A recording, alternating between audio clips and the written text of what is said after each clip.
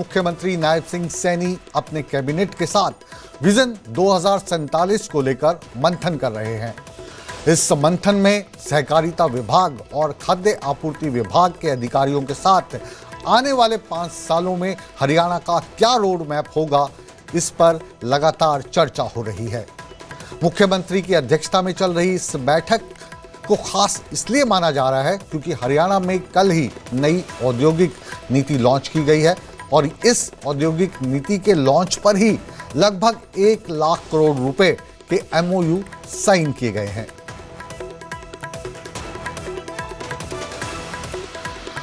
कल गुरुग्राम से आप देख रहे थे, नई इंडस्ट्रियल पॉलिसी लागू की गई है जिसे नाम दिया गया है मेक इन हरियाणा और इस पॉलिसी के शुरुआत काफ़ी अच्छी हुई है। इसमें लगभग 1 लाख करोड़ के MOU साइन किए गए हैं। इस खबर पर हमारे साथ अंकित दुदानी जुड़े हैं और उनसे जानते हैं। अंकित, इस वक्त 2 चीज़ें हो रही हैं। हरियाणा के मुख्यमंत्री मंथन कर रहे हैं हरियाणा को आगे बढ़ाने के लिए मेक इन हरियाणा की जो इंडस्ट्रियल पॉलिसी है। दूसरी तरफ मनोहर लाल खट्टर भी आज चंडीगढ़ में मौजूद हैं, वो भी मंथन कर रहे हैं रिन्यूएबल एनर्जी को लेकर। तो दोनों खबरों को अगर हम समावेश करें तो हरियाणा सरकार क्या 2047 को लक्ष्य बनाकर चल रही है या आने वाले चुनावों में? बिल्कुल 2047 का लक्ष्य है क्योंकि मुख्यमंत्री लगातार बैठकें कर रहे हैं। हर रोज देखते हैं कि मुख्यमंत्री 2047 का टारगेट रख करके और बैठकें कर रहे हैं। वो अलग अलग विभागों की बैठकें होती है, उसमें टारगेट दिए जाते हैं कि अभी से क्या काम करने हैं जो अभी से किए जाए, जिससे कि 2047 में जब प्रधानमंत्री ने विकसित राष्ट्र का एक सपना देखा है और एक टारगेट रखा है तो तब तक हरियाणा भी वहां तक पहुंच जाए, तो उसको लेकर के लगातार मुख्यमंत्री बैठकें कर रहे हैं। वहीं अगर बात की जाए मनोहर लाल, जो कि पूर्व मुख्यमंत्री हैं हरियाणा के और ऊर्जा मंत्री हैं केंद्रीय सरकार के, तो वो भी आज यहां मौजूद थे। उनके साथ लगभग 17 सांसद मौजूद थे। उसमें पप्पू यादव का नाम है, उसमें सुभाष बराला का नाम है, उसमें अलग अलग जो प्रदेशों के सांसद यहां मौजूद थे और बैठ करके मंथन हुआ कि किस तरह से बिजली के क्षेत्र में कहीं ना कहीं आत्मनिर्भर बना जाए और किस तरह से आगे जो चैलेंजेस हैं, वो चाहे सोलर ऊर्जा को लेकर के हो, EV को लेकर के हो, इन सारी चीजों को लेकर के, हाइड्रो जो इलेक्ट्रिसिटी है उसको लेकर के हो और कहीं ना कहीं न्यूक्लियर जो है उसको लेकर के हो, इलेक्ट्रिसिटी जो है, तो कहीं ना कहीं सारी पावर्स को लेकर के यहाँ जो चर्चा हुई है और चर्चा होने के बाद काफी मंथन हुआ। उसके बाद मीडिया से भी मुखातिब हुआ और उन्होंने विस्तार से अपनी पूरी जानकारी भी दी है। जैसा तो कहीं ना कहीं जो टारगेट दर्शकों को बताया कि हरियाणा के मुख्यमंत्री जो हैं वो हरियाणा का जो विजन है अगले 5 साल का या यूं कहिए 2047 को लेकर मंथन कर रहे हैं। वहीं पर मनोहर लाल खट्टर, केंद्रीय मंत्री, ऊर्जा मंत्री भारत के, वो भी चंडीगढ़ में मौजूद हैं और कई राज्यों के पावर मिनिस्टर इस वक्त यहाँ पर हैं। इस वक्त जो हालात पूरे देश में चल रहे हैं या यूं कहिए कि दुनिया में चल रहे हैं, ईंधन की कमी और पावर की जो कमी है उससे लोग जूझ रहे हैं, महंगाई लगातार बढ़ रही है।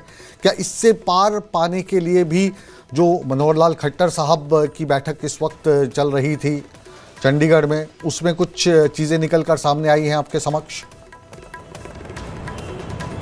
बिल्कुल, इसमें जरूर, क्योंकि जिस तरह से विश्व में एक टेंशन है और उस टेंशन का प्रभाव सीधा सीधा भारत पे कहें या पूरे विश्व पे कहें पड़ रहा है। उन्होंने कहा कि प्रधानमंत्री जी ने एक अपील की है ईंधन बचाने की, तो उसके लिए EV को प्रमोट हम कर रहे हैं, लगातार नए प्रोजेक्ट ला रहे हैं। वहीं सोलर ऊर्जा की जहां तक बात है तो सोलर ऊर्जा क्योंकि दिन दिन के डे टाइम में ही मिल सकती है, वहीं हाइड्रो जो इलेक्ट्रिसिटी है वो पानी से मिल सकती है। तो कहीं ना कहीं जो ये सारी अलग अलग तरह की जो बिजली की जो एक चुनौतियां हैं, क्योंकि अभी गर्मी के अंदर भी बिजली की चुनौती है कि बिजली कैसे हर आम आदमी को मिले और पूरी मिले, तो उसके लिए भी एक चुनौती है। तो अलग अलग टारगेट रखे गए हैं और उसके लिए अलग अलग प्रदेशों में जाकर भी खुद केंद्रीय मंत्री मनोहर लाल बैठकें कर रहे हैं। उसके तहत पश्चिम बंगाल में वो बैठक करके आए हैं, त्रिपुरा में वो बैठक करके आए हैं, अब कल हरियाणा की जो बिजली विभाग है उसके साथ बैठक की थी। तो अलग अलग जो चैलेंजेस हैं वहां चैलेंजेस का भी पता कर रहे हैं और उसके साथ साथ उसका क्या सॉल्यूशन हो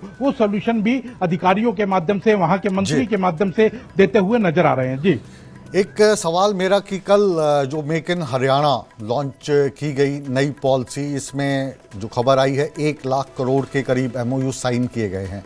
तो ये अगर MOU वास्तव में जब ज़मीन पर आएंगे तो क्या 2047 का जो लक्ष्य लेकर मोदी सरकार चल रही है या यहाँ पर नायब सिंह सैनी सरकार चल रही है, तो कितना उसका लाभ देश में और प्रदेश में देखने को मिल सकता है?